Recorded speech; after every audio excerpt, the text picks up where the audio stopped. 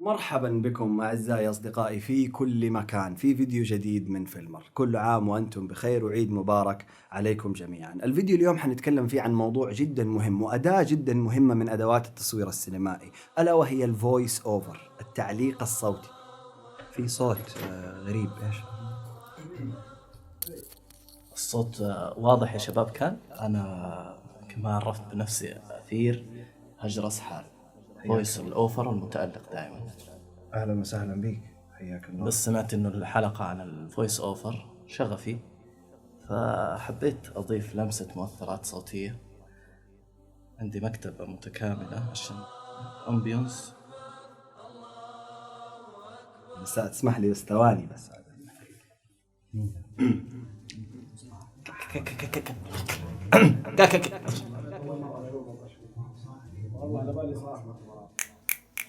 ألو ألو ألو ألو، في سكر نبات لو سمحت. ليتس جو. يا ابوي مين ده؟ أهلا بكم.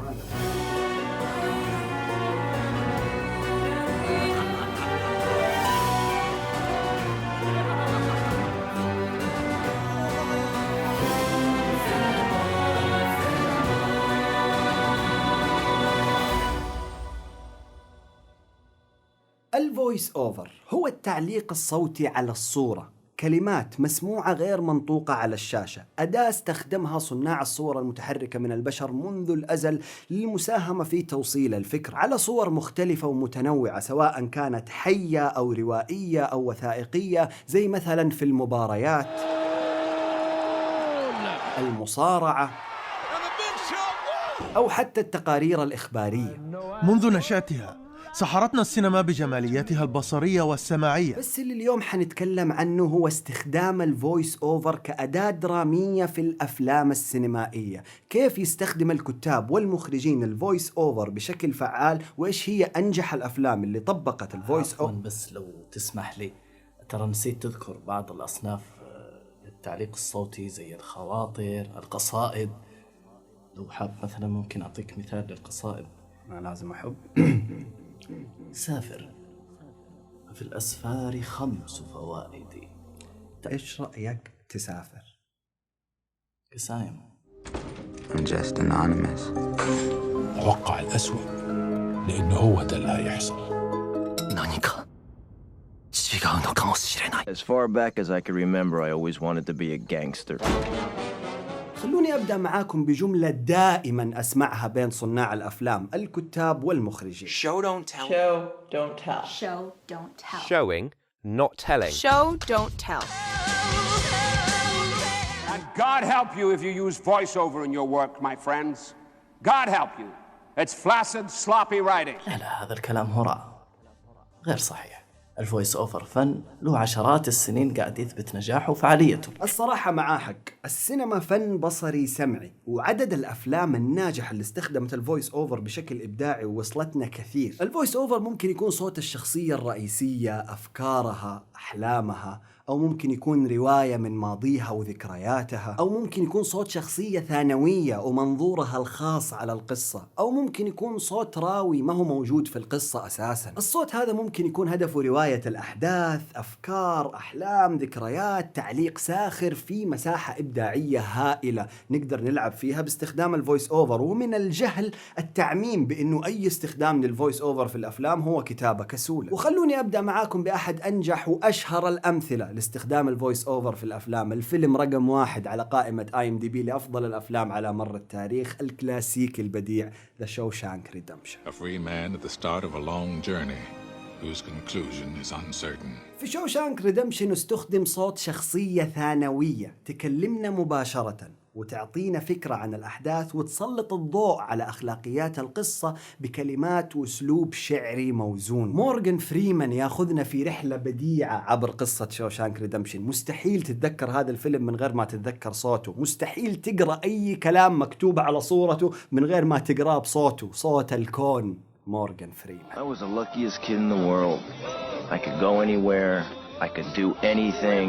I knew everybody and everybody knew me. هنا الراوي كان هو الشخصية الرئيسية بصوت ري ليوتا اللي أخذ كلمات العريق سكورسيزي وأداها لنا بإبداع في جود فيلز. ناهيك أيضا عن ذا وولف اوف وول ستريت فيلم سكورسيزي الثاني واللي فيه ديكابريو كان له الحظ بأنه يستخدم كلمات سكورسيزي في الفويس أوفر ويخاطبنا مباشرة. My name is Jordan Belfort. Not him. Me.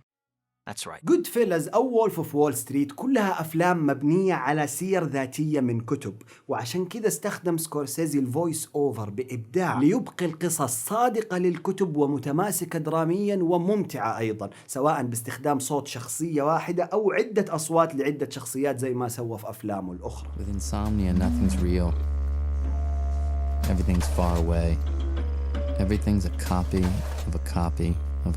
وفايت كلاب طبعا كيف نسوي فيديو عن الفويس اوفر من غير ما نذكره صوت ادوارد نورتن البديع اللي قدم لنا فويس اوفر كان مكتوب بطريقة سريعة وممتعة واستخدم دراميا بشكل جيد.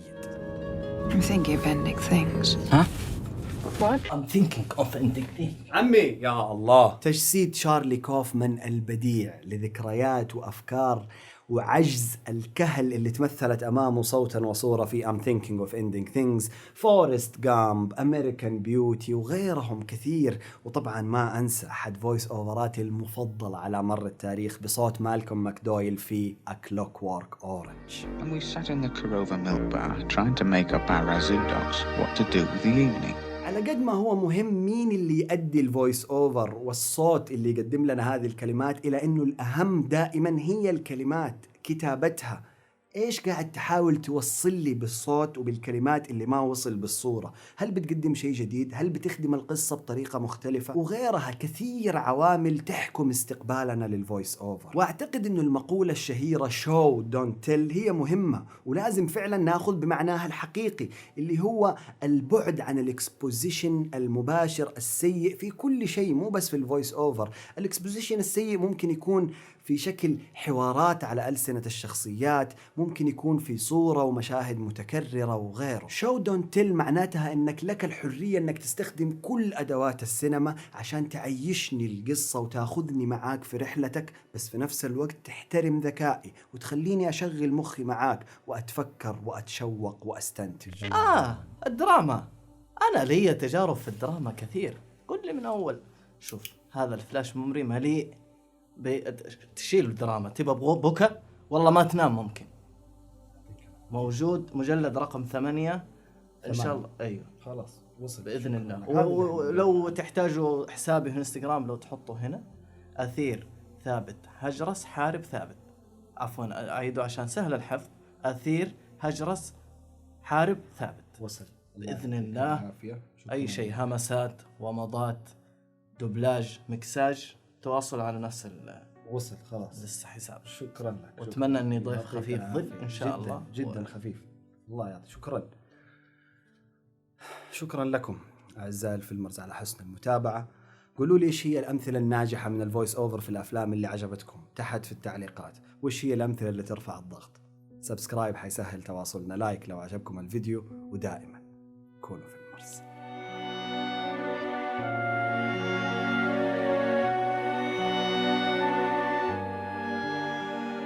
التضاد في الحب، قدرة المحبوب. لا وسع النفس، حسسني بأعداء الحب. قدرة المحبوب. لا عندك مشكلة، في مشكلة. سكر نبات وصل يا شباب.